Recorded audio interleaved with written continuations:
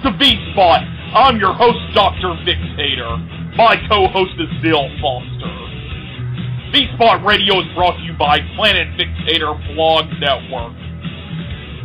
Get everything you need and a few things you truly do not want. Only at Planet Victator.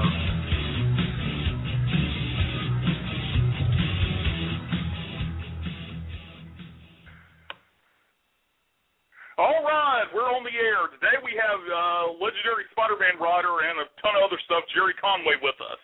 And, of course, the lovely Neil. Hello. All right, Gerry, thank you very much for joining us. Happy to do it. Okay, I guess the first thing I want to get into is how did you start writing comics? Well, let's see. I lived in New York City, and this was back I lived in New York City for most of my life until the late 70s. But in the mid-60s, DC Comics used to do a weekly tour at their offices, and I got my dad to take me down there one summer week, and then I made it a habit to go back and go back and go back. And my initial idea was to try to draw comics. They suggested I try writing them after they saw my art, and I did that. I tried writing some stories for them, and eventually sold some stories, and one thing led to another.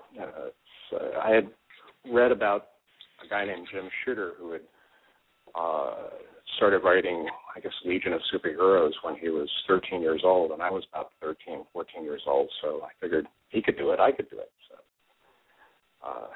that kind of pin-headed arrogance did me some good. Yeah, it's one of those things, it's like until you try doing it yourself, you don't really realize how difficult it is. That's true. But on the other hand, when you're a teenager, I think you're constantly full of self-confidence if you're not completely full of self-doubt, and you don't really know what is possible and what is impossible. These days, when I think about the kind of energy and arrogance that I exhibited, when I was a teen, I'm like flabbergasted, that I had that much chutzpah. But I did, and I just kept pushing until somebody finally let me in. I think when you're a kid, it's one of those things that if you really knew what you were up against, none of us would try. Absolutely. Well, that's why they say that teenagers have no sense of their own mortality. They can't imagine themselves dying, so they take reckless and ridiculous chances. And that's kind of what I did, when you come down to it. I mean, not in a life and death sort of way, but in the sense of not knowing, what was possible. I just assumed that it would be possible if I wanted to do it. I wish I still had that kind of chutzpah. What was the first comic you sold? I sold a 3-page mystery / suspense / horror story to an editor named Murray Boltonoff at DC Comics. I spent the summer, I guess I was 16 years old, or the summer I turned 16, writing and rewriting this 3-page story for him. And at the end of the summer, he finally, I guess, got tired and decided to buy it from me. And that led to getting assignments from Dick Giordano, who had actually encouraged me before Murray Boltonoff. And I did a lot of little mystery and suspense stories for House of Secrets and The Witching Hour. And that led to, House of Mystery and The Phantom Stranger, and eventually doing similar kinds of stories for Marvel for their little suspense magazines, Tales of Shadows or something like that? Yeah, they brought back their horror books at the time, hadn't they? Yeah, that's how I broke in at Marvel. And then eventually that led to me getting regular assignments on their superhero books. When you do the mystery books, those type of things, would you come up with the premise yourself and, then and pitch it to them, and then they tell you to write a story, or would they just have a list of premises and tell you to do that? No, I pitched story ideas. I usually would write like a paragraph, which was an outline of the story, and based on that, I would give them like 3 or 4 story ideas, and out of those, maybe they'd pick 1 or 2 that they would do. Then after a while, instead of having to write it out, I would, talk to the editors because I knew them, and I would just say, I have this idea for a story about X, Y, Z, and they'd say, okay, make it 10 pages, So, and I would write that. So it was a kind of, initially it was a formal procedure, and then eventually it became kind of informal as they came to the I was just wondering, do you think that you had more edit freedom just doing these one-shot mystery stories? Oh yeah, I mean you have a much better opportunity to come in because there's much less risk for the editors to hiring someone. I mean if you screw up a 5-6 page story, it's not going to cost them that much to write it off, and they're not risking a scheduling issue, by scheduling a story, an entire issue around you. So it was a good opportunity for a lot of us to break in. I mean, people like Marv Wolfman and Len Wein broke in around the same time in the same way. It was a simpler route, than what people have to do now. I can't imagine how people end up writing comics these days. I mean, you have to basically create yourself through the independents before you get a point where you could get an assignment from a mainstream publisher. It does seem like now that you either have to do that or you have to be already successful writing in some other form to get a job on big books. Yeah. It's sort of the reverse of the path that I took, which was to write comic books, which led to me writing novels, which gave me the experience, to write screenplays, which then turned into a career writing TV. Nowadays, people write TV, then they write screenplays, then they write novels, and then they finally get to write the comic book. So it's completely different, and it's kind of bizarre, but it is. Do you think that the lack of that has helped comics? Do you think that this has helped comics, or do you think it's hurt that they don't really have a better? It seems like they don't have a better farm system in place now for writers and artists. Well, you'd have to judge that for yourself in terms of whether you think that comics today are more creative and more inventive than they were, say, 20 years ago or 30 years ago. I think it's a different field than it was. We were fairly freewheeling at the time that I came in, and there was much less at risk. I mean, from a publisher's point of view, comics today are, multi-billion-dollar potential market. Not the comic book publishing itself, but what it can lead to in terms of feature films and television shows and so on. So they have, I think, much greater sense of risk, to trying out new things. But when I was doing it, they'd give people a crack at projects, that were fairly major. I mean, for newcomers to be involved in.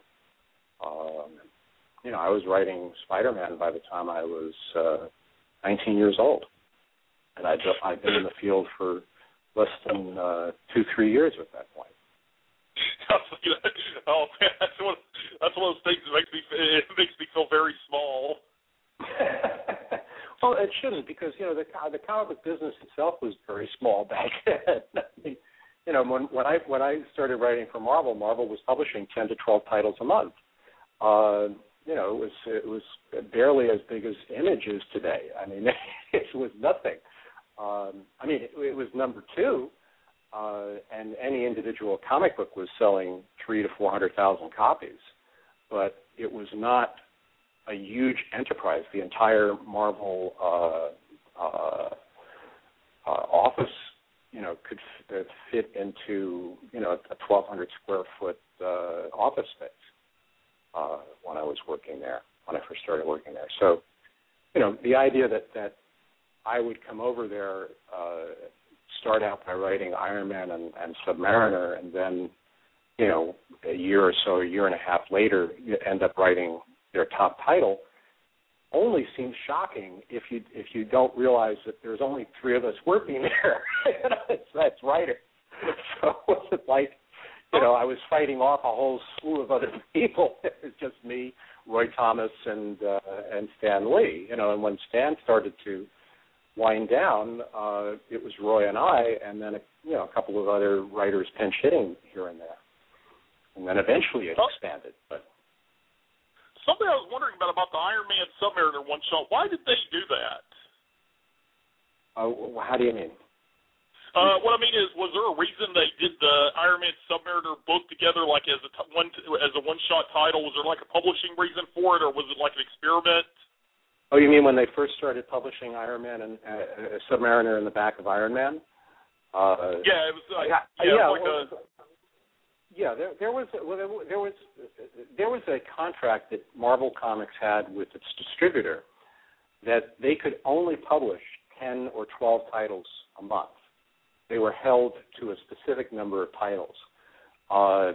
Oddly enough, their distributor was DC Comics, so you might realize that was why they were being held to that. So if they wanted to popularize new characters, they had to find ways to introduce them, in already established books. So in the case of Iron Man, you had Iron Man was appearing, I think, in Tales of Suspense, and eventually what they did is they put, Submariner into the back of Iron Man, and did both of them together, or Captain America in the back of Iron Man, and flipped that around, and then Submariner, had his title, and so on. I think it was simply a way to sort of maneuver things from a business point of view, and then finally, when they got a different distributor, that's when in the early 70s, Marvel started to erupt with so many new titles and started trying to grab market share away from DC. Do you think that from a creative standpoint that helped Marvel having so many more books to publish, or do you think having less might have focused them more?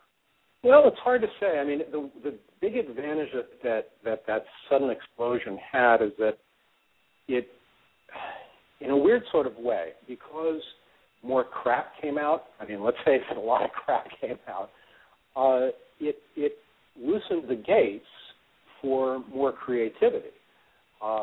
You couldn't, since the Marvel system, the Marvel editorial system was to have one editor overseeing all of the titles, and they didn't change that system for about 5 years, effectively after they started expanding. You ended up with a lot of unsupervised talent. Now, unsupervised talent will produce a lot of crap, but it will also produce, some very inventive things. I mean, Steve Gerber could never have done Howard the Duck if he had been heavily supervised by an editor. That just never would have happened, right? I read a story one time where they said that an editor told him to kill Howard the Duck after he got notice of him, and then he got letters saying bring him back. Yeah, exactly. But Howard would never have appeared in the first place if there hadn't been, the lack of supervision. And the same is true with a lot of the great work that Steve Englehart did, some of the work that I did. A lot of people were very poorly supervised, which led to, a lot of bad stuff, and a lot of really good stuff. The problem that the comic book business has now, I think, is that the oversight is so intense. You're not going to have that idiosyncratic burst of creativity where somebody can just, do a Howard the Duck. Just blindly, because he doesn't know any better. I mean, Steve's attitude towards Man-Thing was that he thought it was, a waste of time for the most part. I mean, he didn't really like the book that much, but he saw the opportunity that it gave him, that because nobody was paying any attention, to just do some absurdist sort of things, to do some radically different and creative things. And that was a really good for Marvel. It was really good for the business. These days, between the combination of the fact that you've got so much oversight and the fact that the creators know that any ideas they come up with are potentially worth millions of dollars, you have far less opportunity for creators to spontaneously invent new things within the existing universes. You have the crossovers now. Yeah. And that goes in lieu of any new real creativity. When was the last time a really new X-Man came along? When was the last time a really new supervillain for the Avengers came along? We used to pump them out every month. It was like clockwork. We needed a new villain. Just pop. Okay, let's do this. That's how the Punisher came about. We needed to fill an issue, and since none of us thought that any of this meant anything financially beyond the paycheck that we were getting for that particular story, we felt free to be as inventive as we wanted to be. And we didn't have anybody. If you mind if I fast forward a little bit, because I don't want to forget about this. When you created the Punisher, how did you see the character? Well, initially I saw him. It went through, I think, a couple of phases. The first phase, when I first came up with the idea of needing that character, it was to fill a story point. I wanted to introduce the Jackal, who was going to be my new Green Goblin-esque type character, a master manipulator, right. the behind the scenes sort of figure. And in order to give him a distance from Spider-Man in their first encounters, I wanted an intermediary character to interact with Spider-Man on the Jackal's behalf. So at that time, vigilantes were, kind of a popular subculture topic. And I thought of, a guy who's kind of a vigilante who gets put onto Spider-Man by the Jackal, thinking that Spider-Man's a bad guy, thinking he's doing a good thing, but, he isn't, would make for an interesting character. But then as I developed into the story, I saw that, this guy has a little more interesting qualities to him. By the time we ended up doing the issue, finishing the issue, we realized we had something that was potentially a bit, a notch or two a bit above the average villain. But to think that we would turn out to be this kind of iconic character, none of us had that in mind. It was a very pleasant surprise, in one sense. One thing I wanted to ask you is, as the creator of the Punisher, because I've read a lot of the Punisher comics over the years, because from just searching the books out to when I found a bunch of them in the quarter bins or what have you, and it seems like the Punisher is a very difficult character for writers to get right, because some people tend to turn him into a parody of what he is, like with the guns blazing, and I always got the impression from his early appearances is he didn't really seem that vicious and psychotic about it. It seemed more like he kind of had more of a soldier-like mentality. Yeah, well, I think if you think of him, in a sense, he's sort of like Batman with guns. He's somebody who believes that only he can provide justice, punishment, to the bad guys. In his case, that means he wants them dead. Batman takes it one step back, and just wants to bring them to justice, and have the courts deal with it. But the Punisher wants them dead. He believes that that's the way to go. But it's not from a lack of grasp of reality. This is him assessing the situation, like as a soldier, and saying, okay, this is a war, I'm going to go fight this war. But that's just my take. I think one of the great things about the Punisher, like Batman, is that he's a bit of a Rorschach test. And, of course, this is why Rorschach is also an interesting character, right? Because as a writer, given whatever environment your cultural milieu you're currently working in, you can turn the Punisher to speak to that milieu. So at the time that I was writing the Punisher initially, we were dealing with the concept of people feeling out of control in their own society, where feeling that they could not be protected. New York was a very dangerous place at that time. It was had a lot of crime. People felt endangered everywhere. It was not a safe place to go walking at night. So while someone like the Punisher is obviously not, in my view, a legitimate response, to that, it is a culturally legitimate response. It speaks to something in the culture that's going on at the moment. Later on, when the culture no longer needs a character like the Punisher in a sense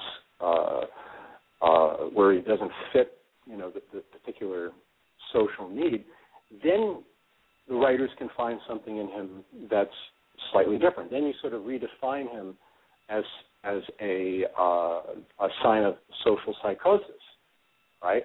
So then now that version of the Punisher becomes the crazy Punisher. And then, as time goes by, you find another interpretation of the character. So it's not so much that there should be only one consistent version of the Punisher. It's that the Punisher is an excellent tool to talk about larger issues. Right, the world around it. Yeah, it's the kind of stories you want to tell about him. And that reflects your own place, in the society. It's like Captain America. Captain America also is a great character to use to comment on American society. I always had this ideal that the Punisher, as a character in his own book, it's not necessarily he would be the focus, it's more how people would react to him. Right, yeah. Yeah, I mean, exactly. He should be, in a sense, the characters around the Punisher can be much more interesting than the Punisher himself. The Punisher could almost be a blank slate. But again, that's just another take, right? I mean, we can.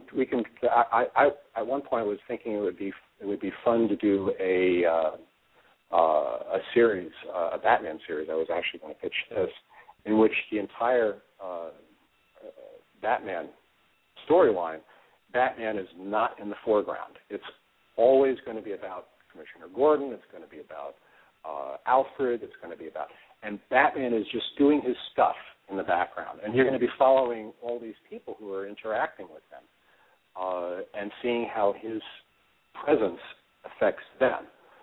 But that's just a writing. That's a writer's game. And as from a reader's point of view, that's another valid interpretation for a particular storyline. I think characters like the Punisher are a lot of fun for writers and for readers because you can literally do almost anything with them. Look at the way they're dealing with them in the Ultimate Universe. I think that's very clever too. So it's fun. I'm very glad to have been part of that. All right, go back a little bit. How did you get put on Spider-Man? Now, you said that it wasn't as big a deal then, but when they were finding a replacement writer for Spider-Man, did they treat it like a big deal, or was it more we have to get donuts all the time? It was a big deal. We knew that this was Marvel's flagship title. The only reason that I got the assignment was because Roy Thomas, who was the natural person to follow Stan, really didn't like Spider-Man as a character to write. He preferred team books. He preferred groups, and the solo character just didn't appeal to him that much. In fact,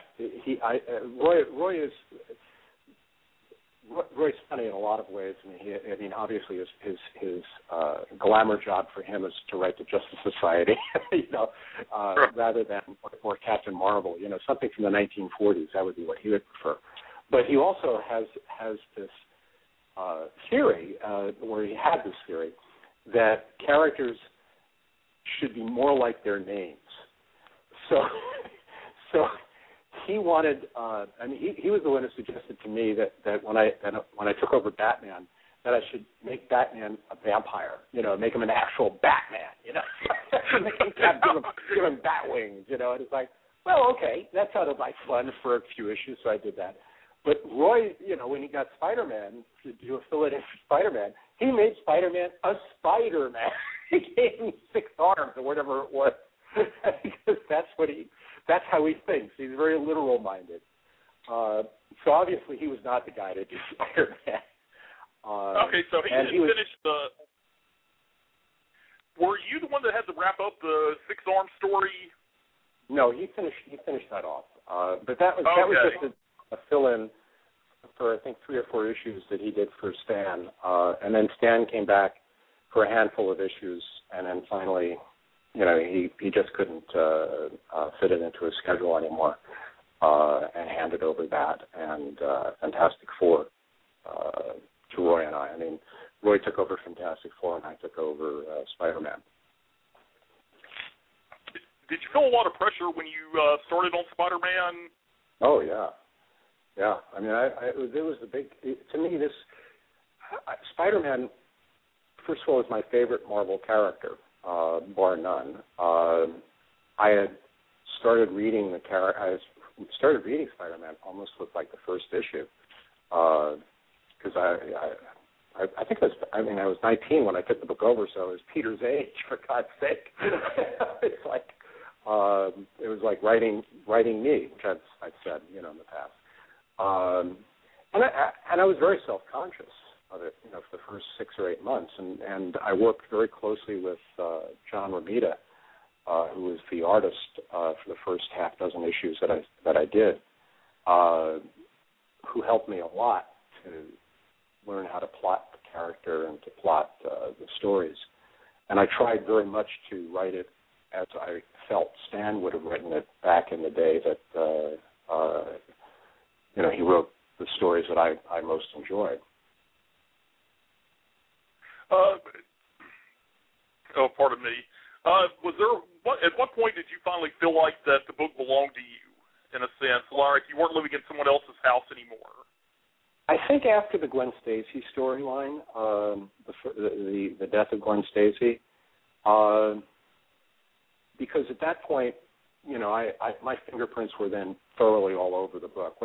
Now that's not said, because there have been rumors that I did this while Stan was out of town and all that nonsense, but that was definitely a storyline that we as a group came up with. But once I got to writing the romance between Peter and Mary Jane, which was the romance that I actually felt some empathy for, that's when I started feeling that the book was representing my views of the character. And when Peter, got his new apartment, and I started putting into it a lot of my personal experiences that was happening to me at the time.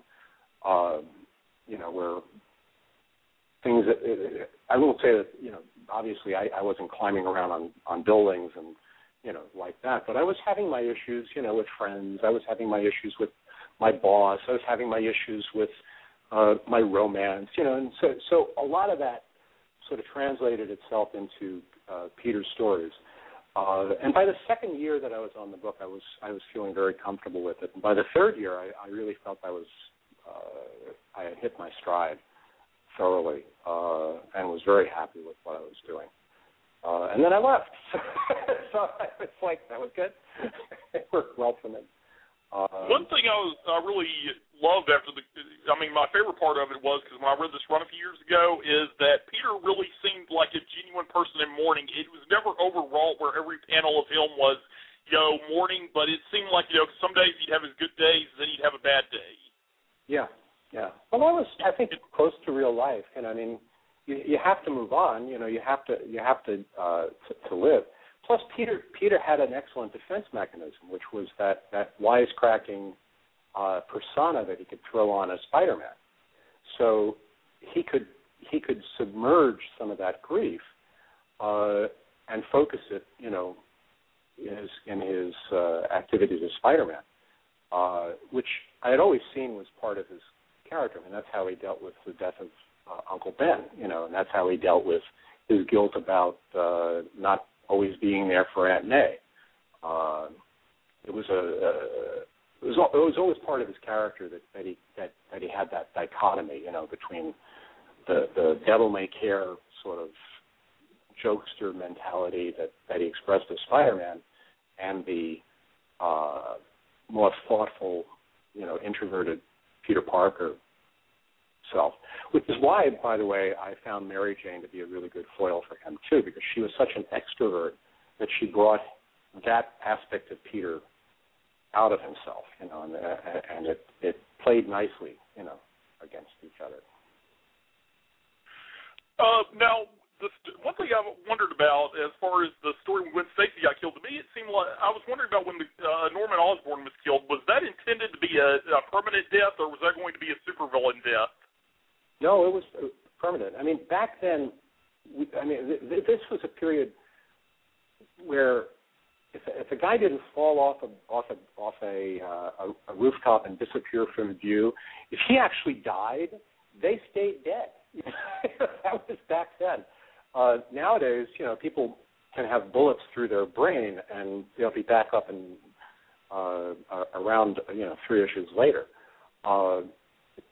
There was and part of that, to my view, is because we don't create as many villains as we used to.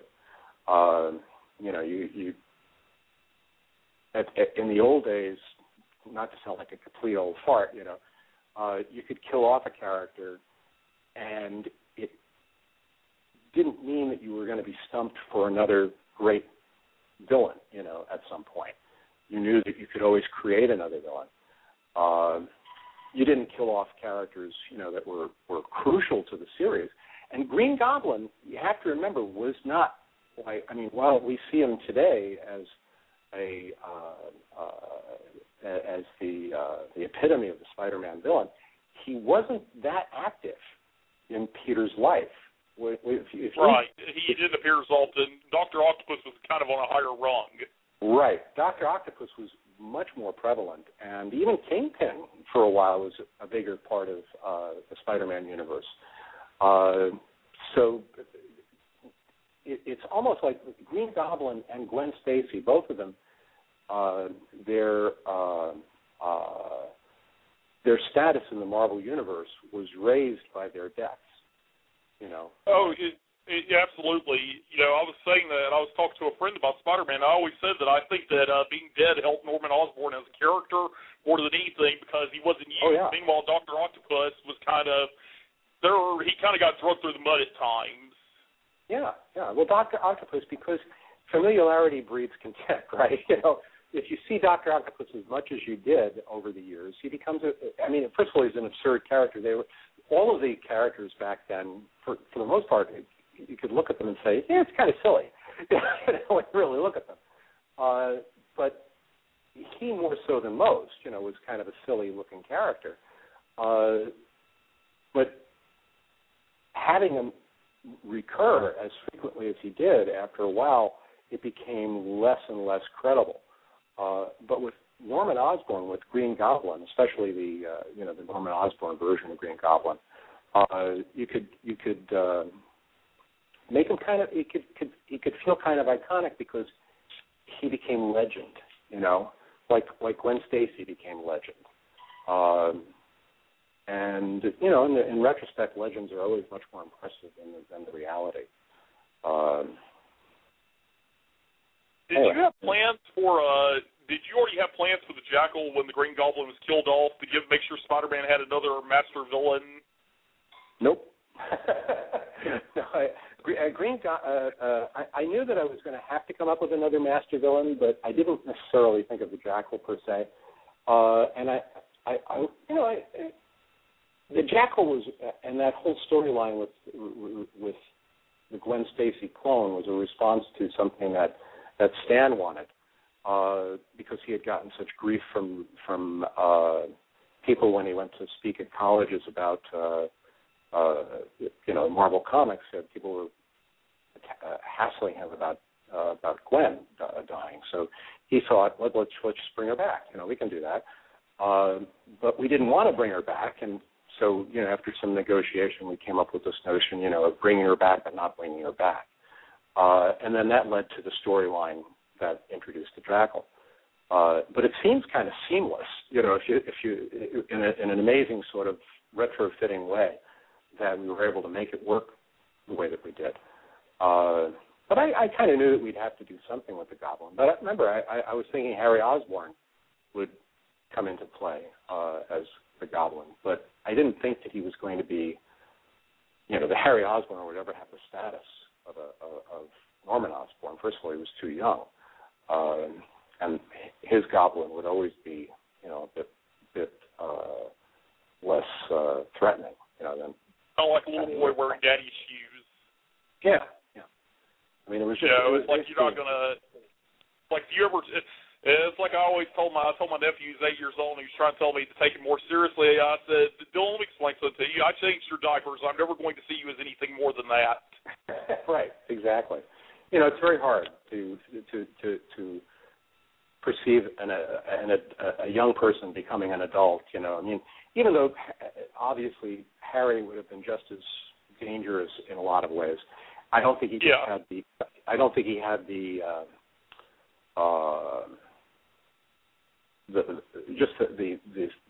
potential leadership status, that the original Goblin had. He's more of a wild card. Right. One of the things, and let me ask this, because I'm sure you've been asked this probably 100 times, but I've seen this debate a bunch of times. And when Gwen fell, some people try to say that Spider-Man broke her neck by accident with the web line, and that she would have died. That she died from shock. Which was it? Well, it's open to interpretation. My personal interpretation is that her neck broke. Okay. But it is open to interpretation. For those who don't want to think that way, it's perfectly reasonable to think of the other. Although I've got to tell you, a guy I know who wrote a book called The Physics of Superheroes does say that the fall would not have killed her, and that the whiplash would have, so that would have had to have been to been it. And I think honestly it makes it much more tragic, that and much more realistic, that it's the attempt to save her. I mean, the fact is you can't always win, and superheroes can't always win. One of the things I liked about writing television and writing for Law and Order, which I did, was that, we could do stories where the bad guys get off, because that's real life. Now, I don't know that you could necessarily get away with that today, the way that we did, because that was that anarchy issue that I was talking about earlier. But in a way, the death of Gwen Stacy is kind of an answer to the moral conundrum that Spider-Man was faced with by the death of Uncle Ben, which was he felt responsible for Ben's death because he didn't interfere to stop the killer, right? Well, right. Here we have a situation where he tries to stop the death of a loved one, and it still happens. So, sometimes life doesn't allow you to be a hero. And that was, for many people, what they got out of that story, and why it became such a cause célèbre was that this was, a hero failing. And that hadn't happened, very, very often in comics. So it was a bit of a shock. When you wrote Spider-Man, you created more than a few villains. Did you have a particular favorite of the original villains you came up with? You mean in the original group of from the early 70s? Yeah, the one during your original run on Amazing. Yeah, I guess I loved the Jackal. Probably was one of my favorites. Certainly the Punisher, obviously. I think I liked Hammerhead. He was sort of my effort to be a. Okay, yeah, you did help me. Yeah. I forget sometimes it kind of bleeds together. Yeah. But I think out of all the villains that I've created for Spider-Man, my favorite probably is Tombstone. Of all of them. Okay, that was when you were doing Spectacular in the 80s. Yeah, I liked him because he was kind of sort of a Tracy type villain, a Dick Tracy type villain, not too over the top, more threatening in his relentlessness and his amorality than in necessarily any powers that he might have had. So I tend to think that the character of the villain is more interesting necessarily than the powers of the villain, because we can come up with all kinds of powers, for that don't necessarily make, or like for example, the Vulture has a terrific set of powers, but he's a boring villain. Who cares, right? He's a bald guy. He flies around. The Scorpion is a little more interesting because he's a bit of a blue collar villain, a guy who just wants to knock things down and get money. Sandman's an even more interesting villain because he's really blue collar, really nothing, but this guy who wants the buck. Doc Ock, very interesting because he's a brilliant scientist who has this fallen, this tragic accident. So, I mean, as I say, the powers aren't as impressive to me as the character underlying the powers.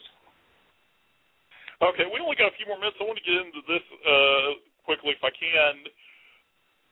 When you came back to do the Spider-Man books in the late 80s, had things changed a lot at Marvel? Yeah, they had. I mean, for one thing, they had an editorial system